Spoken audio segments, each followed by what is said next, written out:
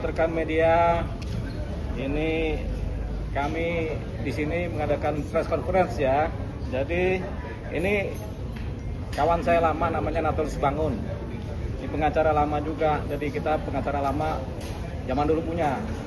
Gitu. Jadi dia sudah bikin kantor sendiri namanya Law Office Natulus Bangun and Partner ya.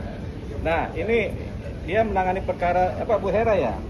Nama Bunia. Jadi saya diminta membantu mereka ini untuk dalam hal penanganan hukum perkaranya Bu Hera dengan Bunia yang kemudian sedang berperkara dengan Ibu Erin begitu.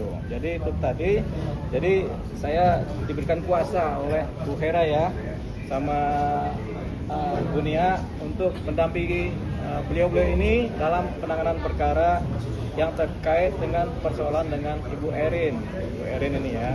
Jadi itu aja yang kemudian saya sampaikan. Jadi saya secara resmi menjadi kuasa hukum bersama tim saya ini, tim saya bersama Natulus Bangun ini, tim yang ada ini kawan lama nih, kawan pengacara lama ini memang ya. Jadi gitu. Nah, selebihnya mengenai persoalan teknis kami akan mendalami apa sih yang terjadi sebenarnya di dalam perkara ini ya. Tapi saya memang sudah dapat dokumen-dokumen yang kemudian saya pelajari dengan baik bahwasanya ada ini memang hubungan pekerjaan ya antara Bu Hera dengan Ibu Erin gitu, di mana Bu Erin sebagai pemberi kerja dan Bu Hera sebagai pekerjanya dan Bunia ini sebagai penyalur. Jadi di sini saya sampaikan setelah saya mempelajari secara baik dokumen-dokumen yang ada, permasalahan yang ada, walaupun sudah saling melapor di kepolisian, saya menganggap ini sebenarnya persoalan yang sebenarnya masih bisa diselesaikan secara baik. Jadi ini artinya adalah kesalahpahaman biasa antara pemberi kerja dengan pekerja. Jadi ini sebenarnya masih dalam konteks kesalahpahaman biasa. Tapi kemudian karena sudah terjadi lapor-melapor, tentunya kita akan mengikuti proses hukum yang ada ya. Bu Hera dan Bunia ada melaporkan ke Polres Selatan ya? Iya. Mengenai persoalan apa itu? Penganiayaan ringan. Tapi kemudian dari pihaknya Bu Erin ada melaporkan juga, Bu Hera ya? Apa yang dilaporkan? Pencemaran nama baik. Dan Bunia juga, terus? Data pribadi. Data pribadi dilaporkan. Bunia dilaporkan juga? Iya, dilaporkan. Persoalannya sama juga. Undang-undang ITE, pencemaran nama baik ya. Jadi saya coba memahami ini secara baik dulu. Bahwasanya ini perkara sebenarnya perkara yang sifatnya masih dalam toleransi yang sebenarnya bukan perkara karena masih kesalahpahaman biasa. Tapi nggak apa-apa karena sudah jadi perkara, tentu kita akan menjalankan proses ini dengan baik, menjaga kepentingan klien dengan baik, dan kemudian memang harus hati-hati penanganan perkaranya. Saya tidak akan mendiskreditkan Bu Erin karena saya rasa ini masih baru dalam posisi kesalahpahaman biasa. Saya juga kemudian tidak menganggap enteng persoalan ini di wilayahnya Bunia dengan Bu Hera karena ini perkara yang sudah menjadi proses hukum di kepolisian. Ada pencemaran nama baik, ada penganiayaan. Pencemaran nama baik masih bisa restoratif justice. Penganiayaan itu masih bisa juga restoratif justice. Jadi dua-duanya masih bisa. Tapi kita dalamin dulu dan kemudian kita lihat seperti apa ke depan penyidikannya. Karena yang berwenang sekarang adalah pihak penyidik kepolisian ya. Jadi nanti kita lihat sembari menjajaki kemungkinan-kemungkinan apa yang bisa diatur dalam penanganan perkara ini. Apakah bisa terjadi restoratif justice? Apakah bisa terjadi perdamaian? Apakah tidak? Kalau terjadi restoratif justice atau perdamaian, tentunya ada hal-hal khusus yang kemudian dilaksanakan di belakang layar. Kalau memang ini harus berproses di pengadilan, tentunya akan ada penanganan secara khusus juga dalam persidangan. Jadi itu tadi yang kemudian saya harus mendalami.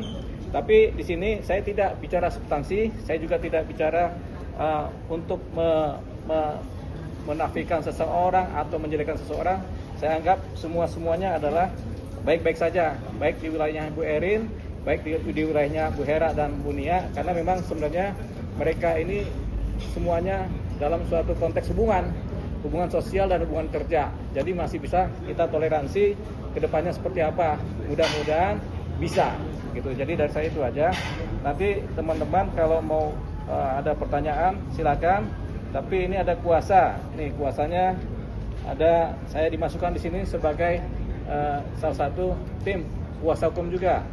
Natalius Bangun, kemudian Dewi Payumara di sini kan sebagai kuasa dari Ratna Dewi Damanik, Nia Damanik dengan Herawati. Ya, jadi ini dia. Jadi itu dia yang sekarang untuk pengenalan dulu supaya nanti ketika saya bekerja di wilayah kepolisian atau bekerja di wilayah yang sifatnya litigasi, berarti saya adalah kuasa hukum dari baik Bu Nia maupun Bu Hera. Begitulah adanya. Jadi kuasa ini kapan ditandatangani ini sama Bu Hera? Oh, kemarin ya? Ya. Oh, tanggal 3 Juni hari kemarin ya? Ya. Oke, itu dia. Silakan kalau udah mau pertanyaan baik kepada Pak Natalius, kepada Bu Hera maupun kepada Bu Nia. Bang, artinya abang membuka jalur restorasi justice itu perdamaian itu sangat terbuka begitu Bang. Karena pihak sana kemarin juga menyatakan bahwa untuk pengacara baru juga, pengacara mengucuk menjatuh juga akan membuka kemungkinan perdamaian. Ya, kalau kita pengacara itu kan ada dua pekerjaan. Pekerjaan pembelaan klien itu yang paling penting. Yang kedua adalah membuka ruang. Karena keadilan ini kan nggak serta-merta harus masuk ke dalam wilayah persidangan. Keadilan ini tercapai kalau kemudian misalnya kedua belah pihak merasa ada yang tadinya tidak beres, salah pahaman, kemudian bisa mendapatkan suatu kesesuaian ya. Jadi ada rasanya yaudahlah, rasanya kita bisa berdamai. Nah, kalau sudah sampai taraf sana itu kan artinya keadilan yang sifatnya ada pembaruan terhadap keadilan ya, restoratif justice ya. Jadi ada matching antara yang berperkara sehingga nggak perlu lagi masuk ke wilayah pengadilan. Tapi kalau dari pihaknya Bu Erin membuka ruang, kami juga tentunya membuka ruang supaya ini tidak menjadi hal yang saling menghancurkan. Jadi lebih kepada sifatnya membangun kedua belah pihak supaya kembali dalam hubungan sosial yang baik. Karena sebenarnya ini lebih kepada bukan perkara, tapi ini lebih kepada kesalahpahaman secara sosial antar individu, antar orang per orang begitu. Dan bisa saja Bu Erin salah menerka apa yang dikerjakan oleh Bu Hera dan Bu Nia. Bisa saja juga Hera sama Bu Nia salah menerka apa yang dikerjakan oleh Bu Erin begitu. Jadi kita anggap dua-duanya masih dalam hal yang baik, yang positif bagi keduanya. Nah, kita juga akan menjernihkan kalau ada pihak-pihak dari masyarakat manapun juga yang kemudian menganggap negatif baik Bu Nia maupun Bu Hera, kita jernihkan bahwasanya itu nggak perlu terlalu dibesar-besarkan. Kita juga menjernihkan kalau saja ada masyarakat atau netizen yang kemudian menganggap negatif Bu Erin, kita rasa itu tidak perlu dibesar-besarkan karena rasanya semua masih dalam ukuran-ukuran yang baik dan normal. Jadi kita tidak akan mendiskreditkan Nia atau Hera atau Bu Erin, kita anggap semuanya sama dalam hal konteks yang positif begitu. Jadi ketika saya baca banyak di medsos tentang apa-apa tentang Bu Erin, saya juga nggak menganggap itu seperti yang dipikirkan oleh banyak orang. Saya rasa ini adalah hanya kesalahpahaman biasa gitu. Kalau Kak Hera sendiri secara pribadi bersedia untuk memaafkan Bu Erin atau gimana Kak Hera? Ya sebenarnya sih bersedia memaafkan. Yang penting kan ada etikat baiknya dari mereka gitu. Terus ya dikembalikanlah hak-hak saya gitu aja. Artinya ada syarat-syarat juga dari Mbak Hera, mungkin syaratnya apa aja ketika nanti Bu Erin mengajukan perdamaian gitu?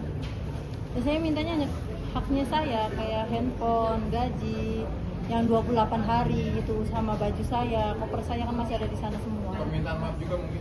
Iya, permintaan maaf dari Bu Erin ya, dan jangan mengulanginya lagi gitu. Pelakuan perdamaian termasuk permintaan maaf Mbak Erin akhirnya mengakui kesalahannya atau Ya, nanti kita ngikutin proses hukum yang ada ya. Jadi kita ikutin proses hukum yang ada dulu sampai sejauh mana ini berproses. Jadi kadang-kadang ini ada yang namanya kekerasan hati. Kekerasan hati ini sampai mana jalannya, ya?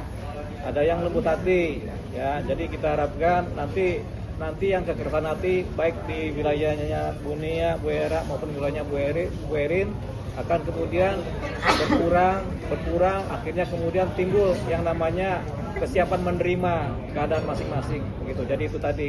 Jadi ini sebenarnya bukan perkara hukum, ya pada intinya, tapi ini perkara psikologis, gitu, ya, perkara mengenai hubungan-hubungan sosial antar pihak pemberi kerja maupun pihak yang bekerja, dan ini sebenarnya seringkali terjadi dalam dunia seperti ini, seringkali, gitu. Jadi kebetulan ini kemarin dibawa ke ranah hukum, jadilah ini jadi perkara hukum kan, tapi sebenarnya ini banyak